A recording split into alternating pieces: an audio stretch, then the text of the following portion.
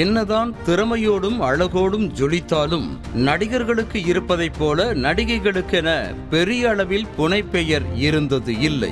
எத்தனை நடிகைகள் வந்தாலும் கனவு கண்ணி என்ற பெயரோடு முடிந்துவிடும். ஆனால் இந்த விஷயத்தில் நடிகை நயன்தாரா மட்டும் விதிவிலக்கு என்றே சொல்லலாம். ஐயா படத்தின் மூலமாக தமிழ் சினிமாவுக்கு வந்த நடிகை நயன்தாரா தமிழ் சினிமாவில் 20 வருடங்களுக்கு மேலாக ரசிகர்கள் மனதில் சிம்மாசனம் போட்டு அமர்ந்து கொடிகட்டி பறந்து வருகிறார். தனிப்பட்ட வாழ்க்கையில் பல சறுக்கல்களை சந்தித்தாலும் மீண்டும் கம்பேக் கொடுத்து முன்னணி நடிகையாக வலம் வரும் நயன்தாராவை ரசிகர்கள் பாசமாக லேடி சூப்பர் ஸ்டார் என பட்டம் வைத்து அழைப்பது வழக்கம். நடிகர்களில் எப்படி ரஜினி படம் என்றால் மினிமம் கேரண்டியோ அதே போல நடிகைகளில் நயன் என்றாலே படம் ஓடிவிடும் என்ற அளவுக்கு உச்சம் கிடைக்க லேடி சூப்பர் ஸ்டார் என ரசிகர்கள் மகுடம் சூட்டினர். சில காலம் ஓய்வுக்கு பிறகு வரும் எந்த நடிகையும் தமிழ் சினிமாவில் நயன் அளவுக்கு ஜொலித்ததே இல்லை.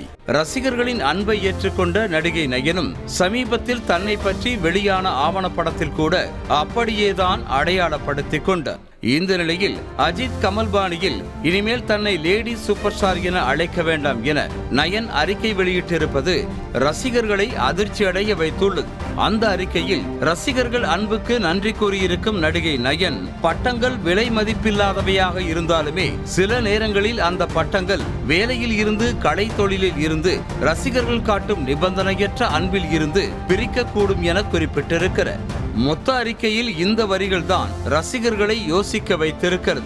ரசிகர்கள் அன்பாக வைத்த லேடி சூப்பர் ஸ்டார் பட்டம் மூலம் ரசிகர்களின் அன்பு பிரிந்துவிடும் என சூசகமாக நயன் குறிப்பிட்டிருக்கும் பின்னணியில் இருக்கும் காரணம் என்ன என்ற கேள்வியும் எழுந்திருக்கிறது. திருமணத்திற்கு பிறகு பட வாய்ப்பு குறைந்து போன நிலையில் தற்போது 1-2 படங்கள் மட்டுமே கைவசம் வைத்திருக்கும் நயன்தாரா தொழிலதிபராகி தனது நிறுவனத்தின் பொருட்களுக்கு தாமே பிராண்ட் அம்பாசிடராக இருந்து வருகிறார்.